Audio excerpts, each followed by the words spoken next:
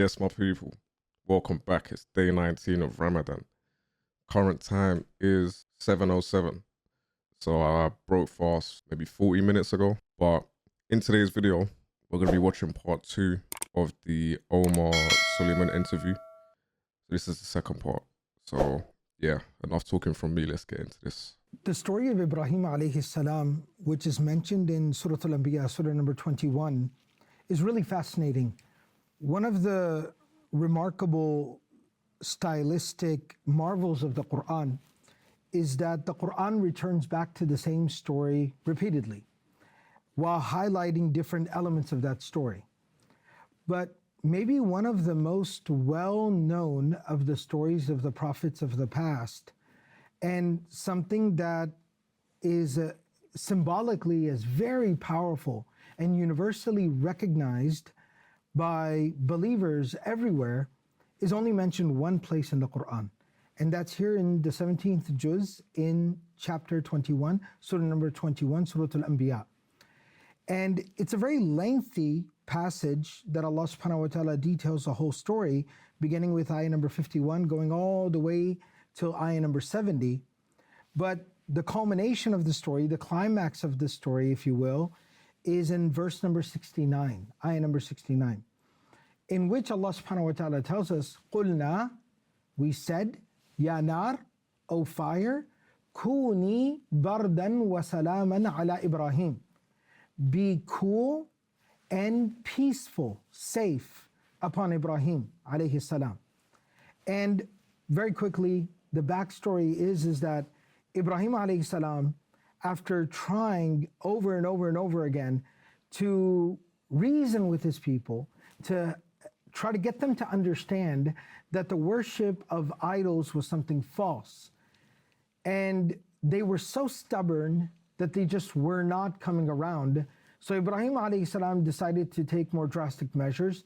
When they were all gone for a festival or a carnival out of town, he went into the temple, he smashed all the idols, illa kabiran lahum, and he left the largest one so that they would have to come back and deal with this reality.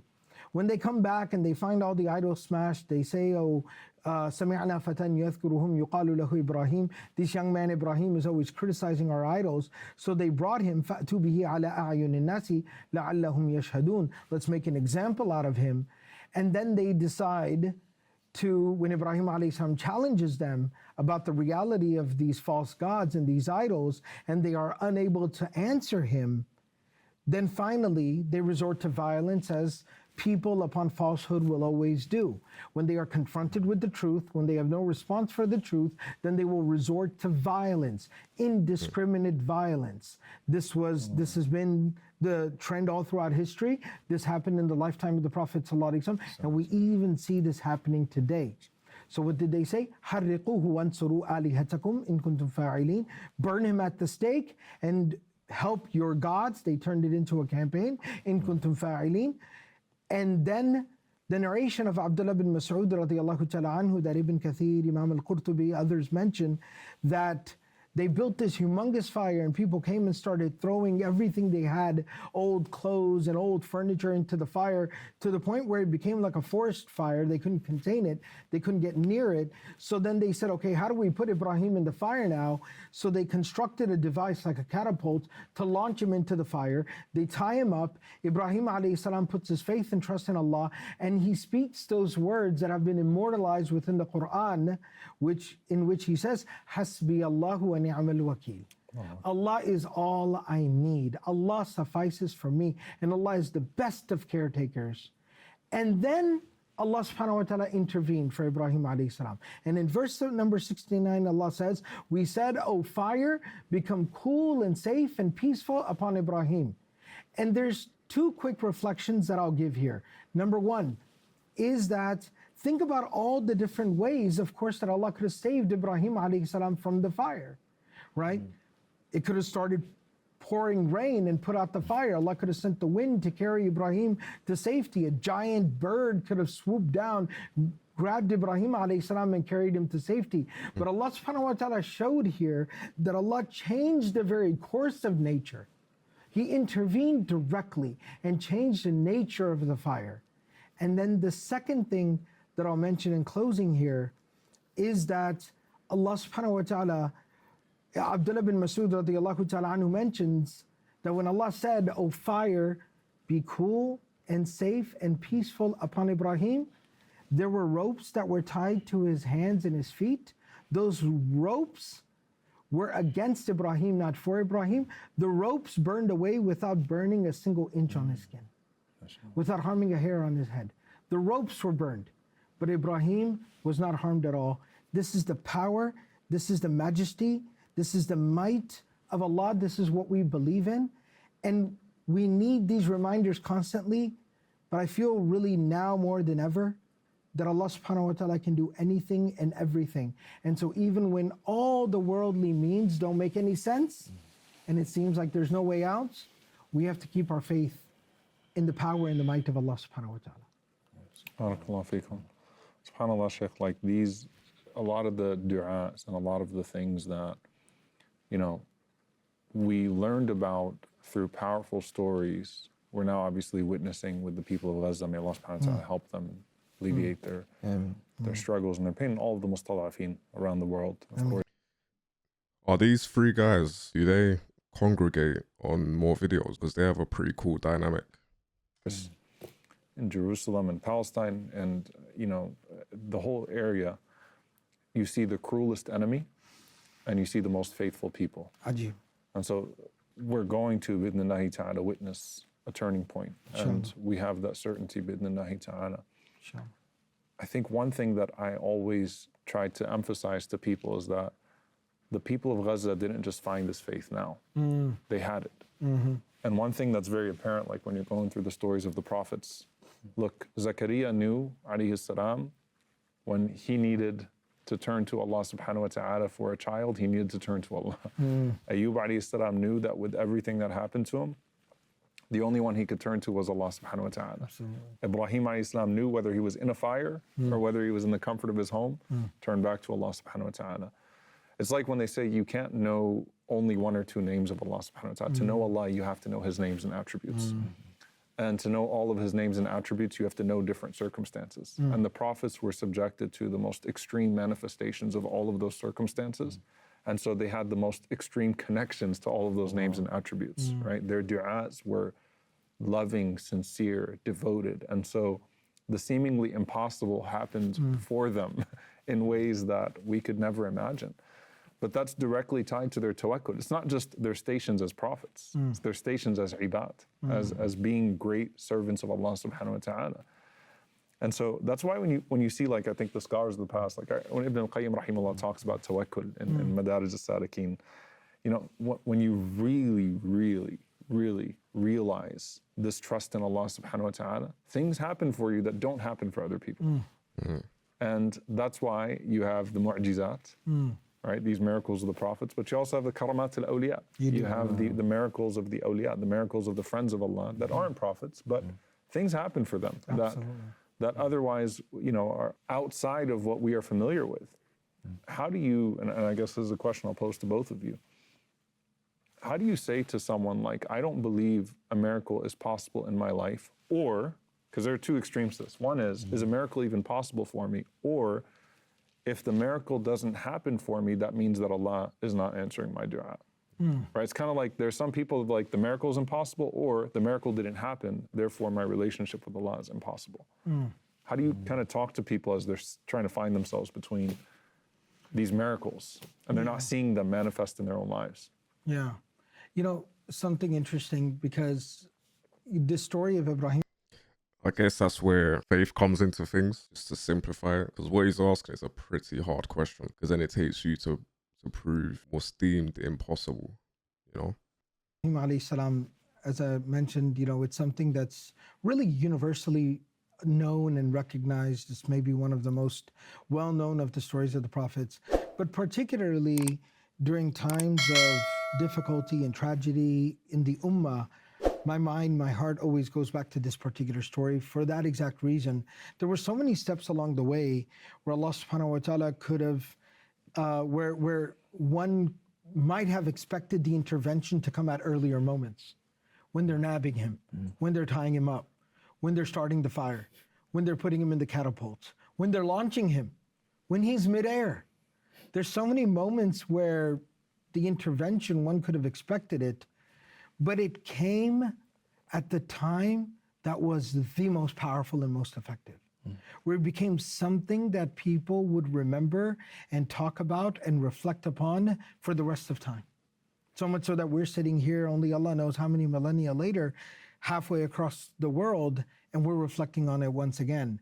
So it's going back to these stories is ultimately the way to find that kind of strength and consolation and comfort.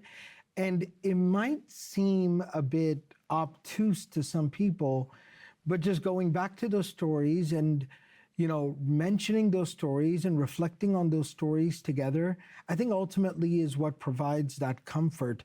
وَكُلَّ نَقُصُ عَلَيْكَ مِنْ أَنْبَاءِ الرُّسُلِ مَا نُثَبِّتُ بِهِ فُؤَادَكَ. That it's the same Allah that we're praying to, and He has the same might and power that He had when He saved Ibrahim alayhi salam, and He can do the same exact, quote unquote, impossible, make the impossible possible, the miracle happen today like He did at that time. I have to say one thing here, because he just said it and it just occurred to me, right? When you say, like, we're still talking about someone thousands of years later, their exact words that happened in a moment of time when they were at their lowest and loneliest points. Ibrahim is in a roaring fire. Ajib. If you ever heard a fire roar, think about his words. May Allah protect us from the fire. Think about how muted his words would be in that fire, with the roaring fire. Hasbi Allah wa ni'mal wakeel. Ajib. And we hear them. And then Ibrahim alayhi salam is in the desert, and ma yablughu sawti. What's going to cause my voice to reach all these people in the desert? Right? Just adhin fin nas. Just do it. Zakaria alayhi salam is in a corner of Al-Aqsa. May Allah subhanahu wa ta'ala liberate it. Allahumma ameen. And he nada rabbahu nida'an khafiyya. Like, he's speaking so low that no one else can hear him from the khalq around him, from the creation, except that Allah subhanahu wa ta'ala wills. And here we are talking about it now. Ayyub alayhi salam has been shunned by all of society at this point. No one's around him. And he's calling out to Allah in this private dua. He's shunned. And Allah Azza wa Jal has it immortalized in Quran. All of these people's du'as are in Quran. Dhikru, dhikra, we're reciting it constantly. I mean, it just shows you how you don't know what's happening in that moment in history. How consequential that moment is in the qadr of Allah subhanahu wa ta'ala, right? In the decree of Allah subhanahu wa ta'ala for everything that's to come. SubhanAllah. Yeah, SubhanAllah. I mean, that's what I was going to mention about the statement of Ibrahim, Hasbi Allah wa ni'mal wakeel. I mean, we're seeing this online. Our brothers and sisters in Gaza, they keep saying it, right? And then Allah subhanahu wa ta'ala says, وَمَن يَتَوَكَّلَ اللَّهَ فَهُوَ حَسْبُهُ. Allah is enough for me. وَكَفَى بِنَا حَاسِبِينَ. Right?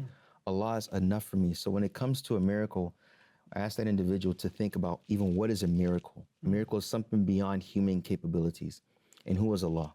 Look at those beautiful names, those attributes. Each one of them are totally beyond our capabilities. Therefore, which is... I like how this guy breaks things down. Like, he simplifies things for listeners like me. You don't speak Arabic, of course. Like, he speaks in a way where he just makes it, you know, so you can understand. Names, those attributes. Each one of them are totally beyond our capabilities. Therefore, which is part of the reason why we count on Him and we worship Him. And it's not conditional to our intellectual capacity. So when thinking about the miracle, okay, it's when Allah chooses, but in the end of the day, it's this term of uncertainty tolerance, right? I'm not certain when it's going to happen, but I'm certain He has the capabilities to make it happen. Am I okay with that? The fact that it doesn't turn on that I'm okay with it, or at certain times I may ask why, that's human. But what's most important is when you realize that, how do you retreat into fir ilallah and return to Him? It's about what happens at that moment. And getting back to Allah, it's not easy at times. It's a fitna, it's a struggle. You think when they're saying hasbi Allah, ni'mal wakeel, hasbi Allah, it is some type of, you know, some would say cognitive behavioral therapy. You're like speaking to yourself to bring yourself back to spiritual sanity. And that's what's needed because we're human, we're insan. Because sometimes we are, you know, this beautiful word insan comes from nesia and also comes from uns. Like nesia means you're forgetful at times, And uns means having that closeness or sociability. But that closeness ultimately is to be like Ibrahim was, Khalilullah. And that's why, subhanAllah, you mentioned times of being alone. The last 10 days of our Ramadan, what are they? I'tikaf. Being alone and intimate with Allah subhanahu wa ta'ala, putting your phone away. I'm taking a mental note of that. The last 10 days, be alone. I like that. Fasting from food, drink, and intimate with Allah subhanahu wa ta'ala, putting your phone away, fasting from food, drinks, and being with people and electronics as well. And getting close to Allah subhanahu wa ta'ala. Khalwa. We see this is what the Salaf had with our scholars. Khalwa, spending time alone, just silence. Nowadays they call it meditation, right? But we have this system and this framework that's been given to us to come closer to Him, to know that Allah is enough for us. And when the miracles come, the miracle itself, we know that it's from Allah. When He chooses to, it's up to us to be patient, and that takes a struggle. But Allah loves the struggle. Kana sa'ikum mashkura. Jazakallah khair. Hafizakallah, Shaykh. Allah bless you. Yeah, it's the leap of faith. That term means a lot of different things to a lot of different people, and it's used by sometimes other kind of like religions and, you know, other faiths in a way that probably wouldn't agree with our understanding of Aqidah, because we have nusus, we have the text, we got wahi, we have Quran and Sunnah, but this would be the Islamic application of the leap of faith. We know what we believe from the textual evidence, but then that thing that you were talking about, that acceptance and tolerance for knowing exactly when, where, and how.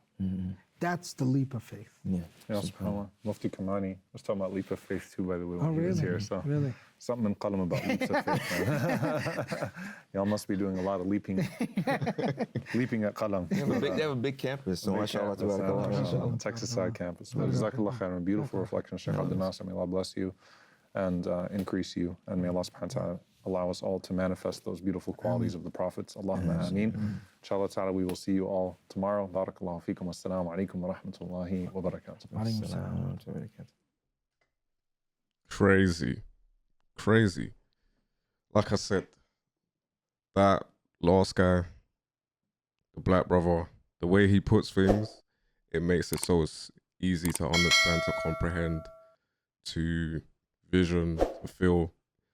You know what I'm saying? I'm very intrigued to watch some more of his stuff, particularly. But yeah, that's a wrap. That's day 19. Hopefully, everyone's day today has been good. And yeah, thank you for the support. Make sure you like, comment, share, subscribe, press the bell. You get me? And I'll catch you tomorrow for day 20. What?